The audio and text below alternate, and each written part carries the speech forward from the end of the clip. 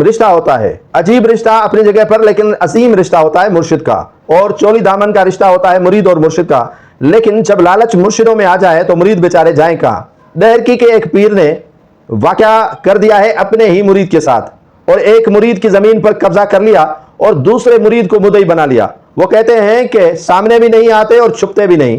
पीर को 12 एकड़ उस मुरीद गरीब की जमीन जरूरत में थी, उसने वहां फिश फार्म कायम किया था, लेकिन उसी पीर ने अपनी ताकत का इस्तेमाल करते हुए उसी गरीब मुरीद का पानी बंद कर दिया, जो उसको सालाना नजर न्याज देता रहा है और अभी भी देता रहेगा। क्योंकि जितनी भी ज्यादती पीर करे तो हम वो बर्दाश्त कर लेते हैं। सिंध के अंदर कोई सरदार वडेरा जागीरदार ज्यादती करे, कहते हैं कि वो बाप है, और ज्यादती बच्चों के साथ नहीं होती, समझाने के लिए करते हैं। अब मुरीद ने हत्या लिए हैं, मुर्शिद ने दहरकी में, पीर ने दहरकी में हत्या लिए हैं मुरीद के 12 एकड़ जमीन। उस पर मुकदमा भी दर्ज करवा लिया, उसकी फिश भी मरवा दी, उसकी बाकी फिश को भी जहर दे दिया, उसके फार्म को भी तबाह बर्बाद कर लिया।